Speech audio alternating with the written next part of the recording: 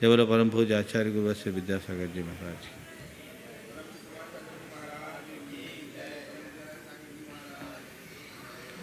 चलिए 9वां अध्याय। आज सूत्र दूसरा। संवर की चर्चा आई थी और किस गुणस्थान में कितनी प्रकृतियों का संवर है उस संदर्भ में चर्चा आई थी। थोड़ा सा हम रिव्यू लें। बोलिए, पहले गुणस्थान में कितने प्रकृति का संवर है? ध्यान से सुनो। पहले गुणस्थान में कितनी प्रकृतियों का संवर है? एक भी नहीं, शून्य। दूसरे में कितने का? हाँ, थोड़े से हड़बड़ी किए तो फंसे। दूसरे में कितना? तीसरे में तीसरे में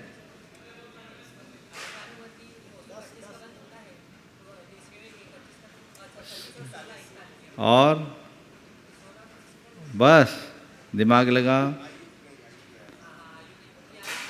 43 होगा। 16, 25, 41 और 2 आयु नहीं बनती तीसरे में, तो 43 का संवाद। और चौथे में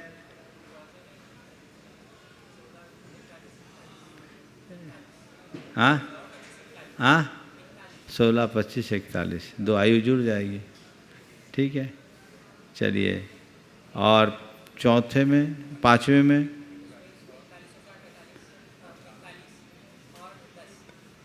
41 और 10 कितना हुआ? 51। छठवें में 5 जुड़ेगी, 4। सातवें में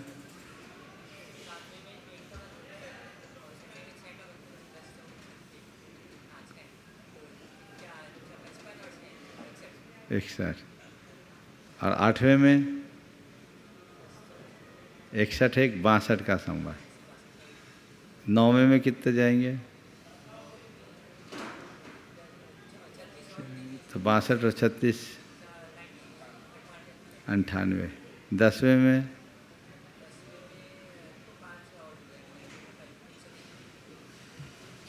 में 103 का संवाद। 11वें में तो 119।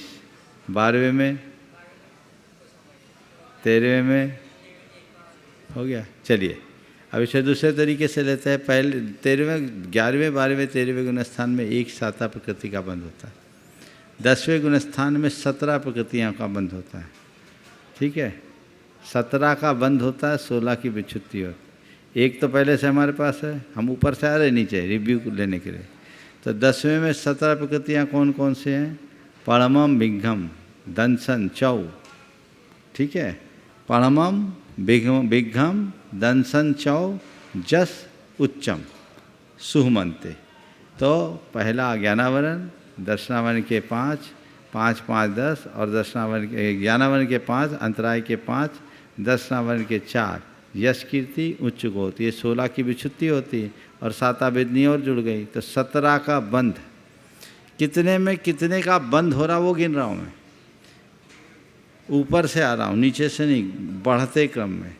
तो 13, 12, 11 में 1, 10 में 17 और 9 में 5 और जुड़ जाएंगे, तो 17, 5, 22। और 8 में क्रमशः 2, 4, 30 और 2 और बढ़ेंगे, तो 36 और जुड़ जाएंगे, तो 22 और 36 58। 7वें में एक साता वेदनी और बढ़ेगी, तो कितना हो गया? 59। और 8वें, 6वें में 6 और बढ़ जाएंगी, तो 65 का बंध है। 5वें में 4 और बढ़ेगी, तो कितना हो गया? 69। और चौथे में 10 और बढ़ जाएगी, तो कितने होंगे? 79। और तीसरे में 2 घट जाएगी, तो कितना हुआ? 77, है ना। और दूसरे में 25 और बढ़ जाएगी 79 में, तो कितना हुआ? हाँ 104। और पहले में 16 और जुड़ जाएंगे, तो कितने होंगे? कितने चाहिए? तो 120 से 1 ले जाओ, 1 से 120 आ जाओ, पूरा उलट पलट के बिठा दो। समझ में आ गया बात? बैठ गई सीरीज? यही उम्र है याद करने की। क्लियर हो गया? बार बार उसको लिख लिख के पढ़ो तो याद हो जाएगा। ठीक है, गाथा याद कर ली? हाँ, 16 16 20 नभम, 2 चौ रिक्के, 10 चौ छक्के बंद वो छिन्ना, दुगतीस चदुर अबुबे, पण दह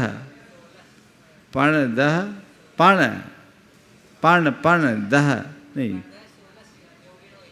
पण दह 16 जोगिनो एके, पण दह नहीं है, दुगतीस चदुर अबुबे, पण 16 जोगिनो एके, दह कहाँ लगाया, पण 16 जोगिनो एक, हाँ गड़बड़ नहीं, हाँ 5 है फिर 16 है, अर्थ पकड़ोगे तो बिल्कुल भी नहीं गड़बड़ाएगा। चलिए आगे चले। अब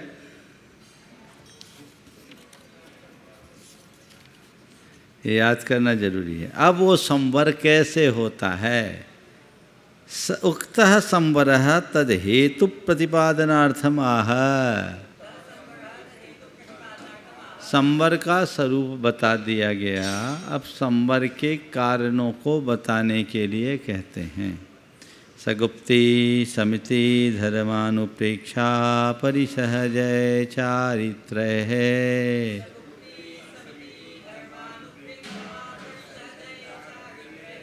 वह संवर गुप्ती समिति धर्म अनुप्रेक्षा परिसहजय और चारित्र के निमित्त से होता है। कैसे होता है? गुप्ती से, समिति से, धर्म से, अनुप्रेक्षा से, परिसहजय से और चारित्र से होता है। ठीक है। चलिए, गुप्ती किसको बोलते हैं?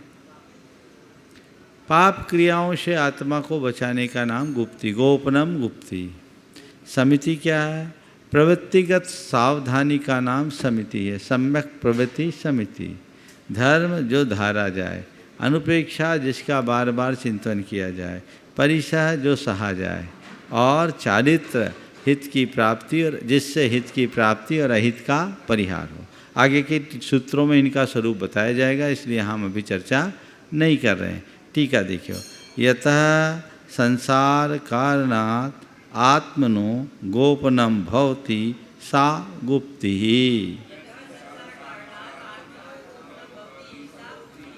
जिससे संसार के कारणों से आत्मा का गोपन यानी रक्षा हो, उसका नाम गुप्ति। गोपनम गुप्ति। जो आत्मा को पापों से बचाए, उसका नाम गुप्ति। प्राणी पीड़ा परिहारार्थम सम्यक ऐनम समिति। प्राणियों की पीड़ा के परिहार के लिए सम्यक रूप से ऐन करना, यानी चलना फिरना, उठना बैठना, उठाना धरना, ये सब क्या है? समिति। इसका दूसरा अर्थ है सम्यक प्रवृत्ति समिति। प्रवृत्तिगत सावधानी का नाम समिति। इष्टे स्थाने धत्ते इति धर्म। जो संसारी प्राणियों को दुख से छुड़ाकर इष्ट यानी सुख के स्थान में धर दे, उसका नाम धर्म। धत्ते इति धर्म, ये सब उत्पत्ति मूलक अर्थ है। शरीरादीनां स्वभावानुचिंतनम अनुप्रेक्षा। शरीर आदि के स्वभाव का चिंतन करना अनुप्रेक्षा है। क्षुदादि वेदनोत्पत्तो कर्म निर्जरार्थम सहनम परिशः। भूख आदि की वेदना उत्पन्न होने पर कर्म की निर्जरा के लिए उसको सहना, ये क्या है? परिशः है। परिशहस्य जय, परिशः जय।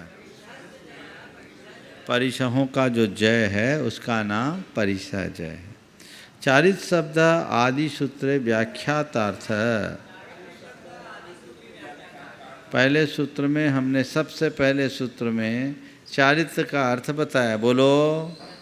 संसार कारण निर्वृत्त्यर्थम निर्वृत्तिम प्रत्यागुणस्य ज्ञानवतो कर्मादान निमित्त क्रियोपरमः चारित्रम।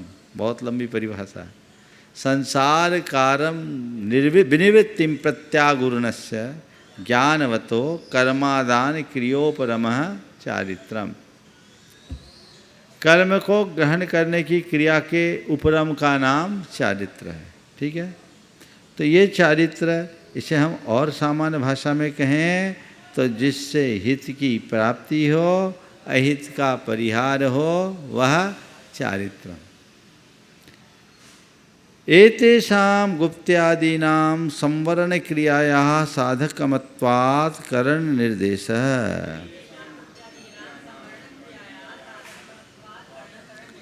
ये सब गुप्ती आदि के साधन हैं। संवरण क्रिया में गुप्ती आदि जो हैं साधक है, इसलिए हेतु निर्देश का तृतीयांत दिया ना, सगुप्ती समिति धर्मानुपेक्षा परिचय जय चारित्र है, यानी इनके द्वारा संवर होते, ये संवर नहीं है।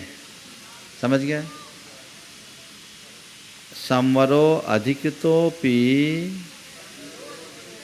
स इति तत्शब्देन परामृश्यते गुप्त्यादिभिः साक्षात संबंधनार्थ।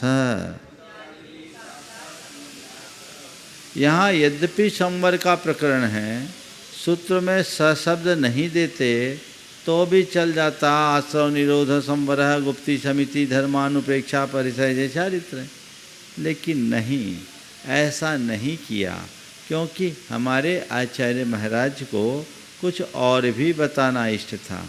क्या बताना इष्ट था, वो क्या चाहते थे? तो कह रहे हैं कि संवर का अधिकार होने पर भी स, ये जो तत्शब्द से परामृष्ट होता है, वो गुप्ती आदि के द्वारा साक्षात संबंध बनाने के लिए। क्या है साक्षात संबंध? किम प्रयोजनम? अवधारणार्थ, पक्का निश्चित करने के लिए, अवधारण करने के लिए, सुनिश्चित करने के लिए। क्या सुनिश्चित करने के लिए?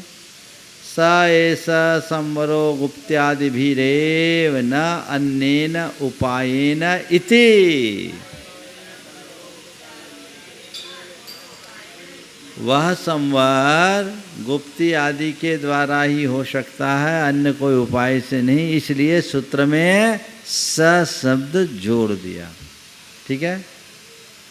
तेन तीर्थाभिषेक, दीक्षा, शीर्षोपहार, देवता आराधनादियो निर्वर्तिता भवन्ति।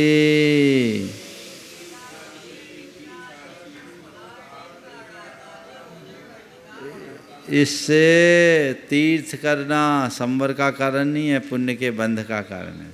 अभिषेक करना संवर का कारण नहीं है, ये पुण्य के बंध का कारण है। तो तेन तीर्थ यात्रा, अभिषेक यानी अभिषेक करना, दीक्षा, दीक्षा लेना, दीक्षा लेकर संवर हो गया, दीक्षा की क्रिया में संवर नहीं है। फिर क्या है? उपहार, दीक्षा, शीर्षोपहार, उपहार स्वरूप अपने सिर को अर्पित कर देना, ये करते हैं लोग। तो शीर्षोपहार और देवता आराधन, देवताओं की आराधना करना, इन सब का निवर्तिता भवन्ति, निराकरण हो जाता है। राग द्वेष मोहोपातस्य कर्मणो अन्यथा निवृत्ति अभावात्।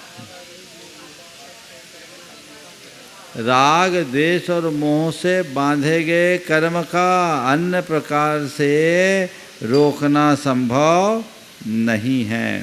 ठीक है ना? हाँ,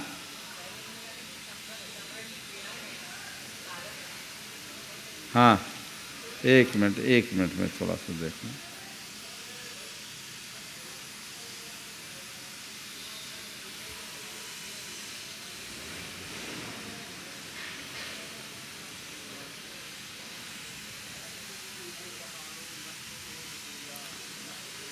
हाँ, शीर्षोपहार का इनने मस्तकेन पूजा, मस्तकेन पूजा का अर्थ इन्होंने दिया सिर काट कर देने की जगह सिर झुका करके पूजा करना पड़े, मस्तक झुका करके पूजा करना, ये लेना चाहिए। हाँ, क्या बोलो? हाँ, ये संवरण रूप क्रिया, संवर एक क्रिया है, कर्मों का रुक जाना एक क्रिया है, उसमें साधक कौन है? गुप्ती, समिति, धर्म, अनुपेक्षा, परिचय जय चालित, ये बोल रहे हैं। तो इनमें जो भाव है वो भाव संवर हो जाए। तो क्या कहा गया? तीर्थ यात्रा, अभिषेक, दीक्षा, शीर्षोपहार, देवता आराधन आदि संवर के कारण ही गुप्ती, समिति, धर्म, अनुपेक्षा, परिचय जय और चारित्र संवर का कारण। समझ गए? ये बात समझने की। हाँ, किससे? तीर्थ यात्रा से पुण्य का बंध होगा, तत्संबंधी पाप से बचेंगे, पर उसमें भी तो प्रवृत्ति है। आप शिखर जी सवेरे रात के 2 बजे से जा रहे, कितने जीवों को कुचलते हुए जा रहे हो? बोलो, प्रवृत्ति है कि नहीं? तो पुण्य बंध रहा है। पाप का क्षय भी मान लेंगे, लेकिन यहाँ उन्होंने संवर के रूप में नहीं लिया। ये प्रवृत्ति है। यहाँ बोल रहे हैं संवर तो गुप्ती समिति धर्म अनुपेक्षा वाला ही है, हालांकि तो दूसरे गुण स्थान में भी 16 प्रकृतियों का संवर बता दी। अभिषेक में प्रवृत्ति नहीं है, तो पुण्य की क्रिया ही तो बोल रहे हैं। जो थोड़ी कह रहे कि पुण्य नहीं है उसमें पाप है, वे कह रहे संवर नहीं है। क्या बोल रहे हैं? संवर नहीं है। वो ये नहीं बोल रहे पुण्य नहीं है, पुण्य तो है ही, ये साथ ही से पुण्य बंध के कारण है। और उस घड़ी में होने वाले स्वभाव से पाप का क्षय भी होता है। समझ गए? हाँ हाँ, बिल्कुल। अशुभ योग का निरोध शुभ योग से होगा। तो ये शुभ योग है, पर जिस संवर की बात यहाँ पर की जा रही है वो संवर तो मोक्ष मार्ग में उपयोगी गुप्ती समिति धर्म अनुप्रेक्षा परिचय जय से ही है, और ये संवर असंयमियों में है नहीं। मुनि बनो तभी मुक्ति है। बोलो, गृहस्थों को गुप्ती है क्या? समिति है क्या? धर्म है क्या? अनुप्रेक्षा है क्या? परिचर्य है क्या? चारित है क्या? किसकी चर्चा है? सम्मादिठिस अविरदस्वी नवी तवो महागुणो होदि होदि हत्थि नानम चुंदोच्युद कम व तस्स।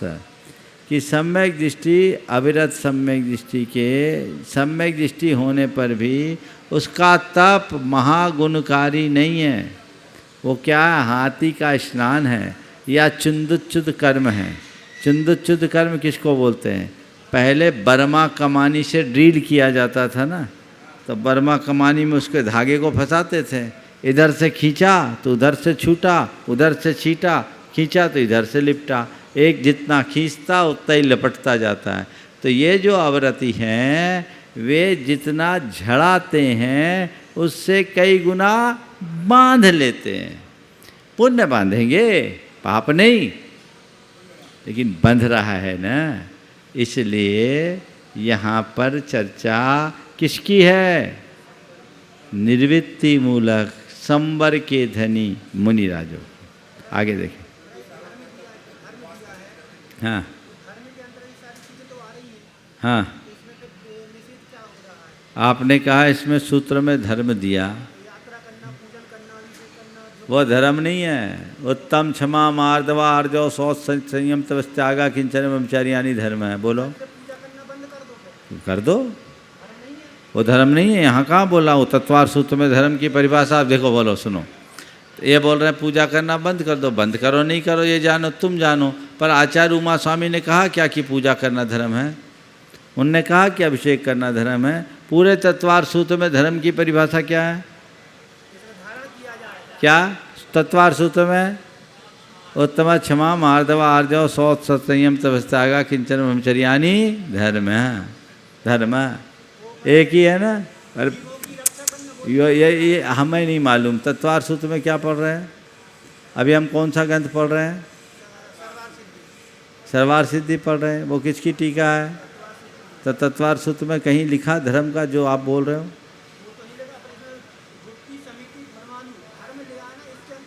अब मेरी बात तो सुनो। अब रहा सवाल, पूजा अभिषेक तो यहाँ है ही नहीं। और मुनियों के पास कहाँ पूजा अभिषेक? मुनियों के 10 लक्षण धर्म है, तुम्हारे नहीं। किसके धर्म है ये? मुनियों के 10 धर्म है, श्रावक के 11। एक बात और बता रहा हूं, इन्हीं कुंद आचार्य ने लिखा, सागार धर्म और अनगार धर्म मुनियों के 10 धर्म और 11 प्रतिमा रूप धर्म गृहस्थों के हैं। तुम्हारे 11 धर्म, हमसे 1 डिग्री बड़े हो, ऊपर हो। यहाँ 10, तुम्हारे पास 11 है ना। हाँ हाँ, एक ज़्यादा है, मुनियों से अच्छे तुम लोग हो, इतनी खुशी की बात है। हाँ, परिचय तो है ही नहीं उनको। क्या हुआ? तो वो धर्म है विवक्षा के अनुरूप। जब हम आध्यात्मिक दृष्टि से बात करेंगे तो धर्म का यही स्वरूप है। आगे चलें, अभी उलझो मत। जहाँ जहाँ जो चीज़ें कही जा रही है, जितनी बातें कही जा रही है उतनी पकड़ो। अभी खिचड़ी बन जाएगी, पता लगा तुम्हारा कॉन्सेप्ट ही उलझ गया। समझ गया? ऐसा नहीं करो। तपसा संवर निर्जरा हेतु विशेष प्रतिपादनार्थम आहा। अभी तो केवल संवर के हेतु बताया, एक ऐसा हेतु है जो संवर का और निर्जरा का दोनों का हेतु है, वो बताने के लिए अगला सूत्र कहते हैं तपसा निर्जरा च। तप के द्वारा संवर और निर्जरा होती है। च शब्द से पहले हमने जो संवर निर्जरा कहा वो भी। तपो धर्मे अंतर्भूतम अपि पृथक उच्यते उभय साधनत्व ख्यापनार्थम संवरम प्रति प्राधान्य प्रतिपादनार्थम च। अब कोई एक सवाल खड़ा कर दिया कि महाराज जी, आप यहाँ पर तप को अलग से कह रहे हैं। अरे 10 धर्म में तप तो था, तप धर्म है ना, वहीं कहानी हो गई, फिर ये तप की बात अलग से क्यों? तो कहते हैं तप यद्यपि धर्म में अंतर्भूत है, फिर भी उसे अलग से कहा। क्यों कहा? क्योंकि तप रूप धर्म उभय साधनत्व प्रख्यापनार्थम, वो 2 साधन का, 2 का साधन है, संवर का भी और निर्जरा का भी, और साथ ही संवरम प्रति प्राधान्य प्रतिपादनार्थम, संवर का भी सबसे प्रधान हेतु तप है, तप में ध्यान भी है। समझ गए? तो तप से संवर भी होता है और तप से निर्जरा भी होती है। ठीक है?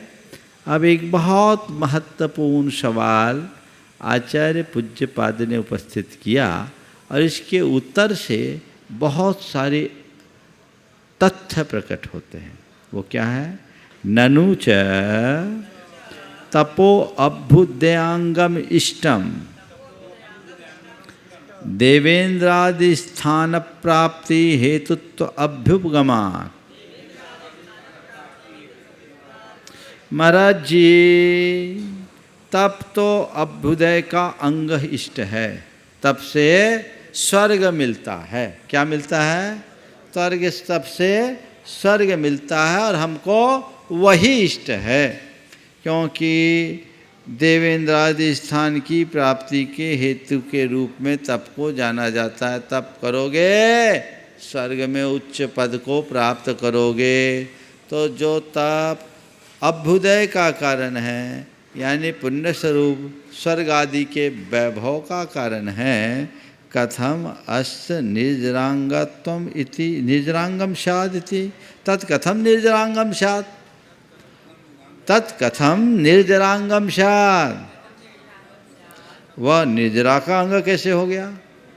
हमको समझ में नहीं आया, सूत्र आपने गलत लिख दिया। क्या लिख दिया? सीधा आक्षेप है कि तप निर्जरा का हेतु है, अभ्युदय का कारण है, स्वर्ग का कारण है, अर्थात पुण्य बंध का हेतु है। वो निर्जरा का कारण कैसे हो सकता है? जो बंध का कारण वो निर्जरा का कारण होगा क्या? कहते न ऐसा दोष है। तुम्हारे बातों में कोई दम नहीं है। क्यों? क्यों नहीं है? तो कहते हैं एकस्य अनेक कार्य दर्शनात् अग्निवत्। एकस्य अनेक कार्य दर्शनात् अग्निवत्, एक कारण से अनेक कार्य देखे जाते हैं जैसे अग्नि। कौन दे रहा होता? आचार्य पूज्यपाद। सवाल क्या उठाया कि तप से तो स्वर्ग आदि की विभूतियाँ मिलती है, तो तप पुण्य का कारण है, इसे आपने निर्जरा का कारण कैसे बता दिया?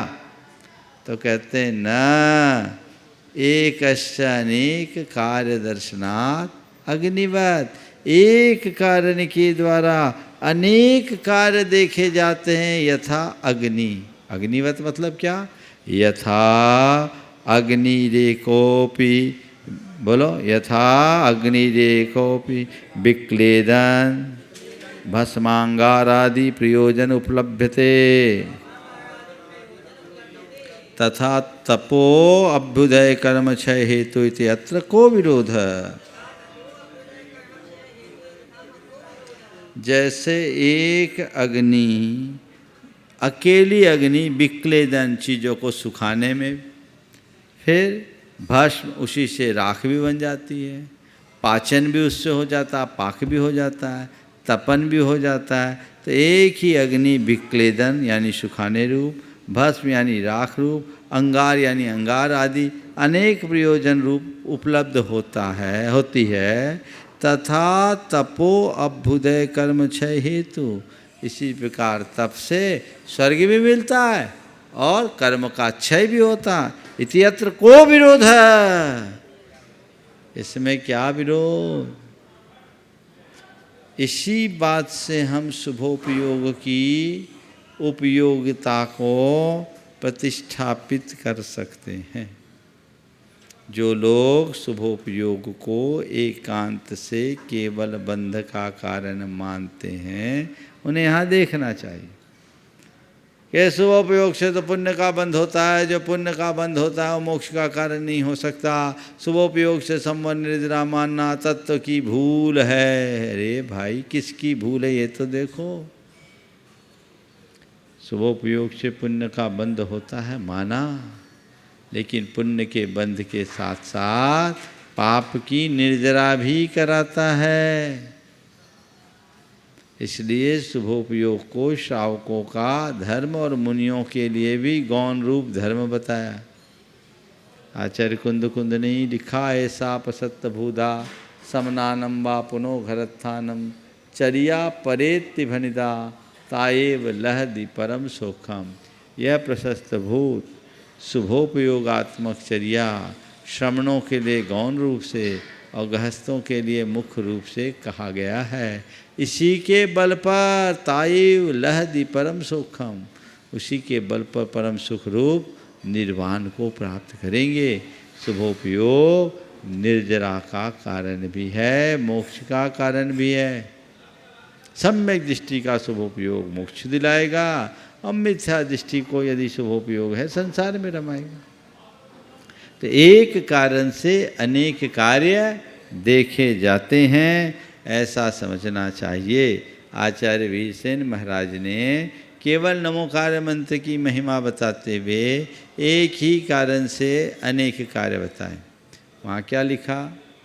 उन्होंने लिखा कि अर्हंत नमो यारो अर्हंत नमोकारो संपहि बंधादो असंख्ये गुण कमक्षय कारवोति तम्हा भोयन पायन यान पचावन सब कज्जेसु भक्ति ये नमोकारम कुज्जा। अनंत भगवान को किया गया नमस्कार।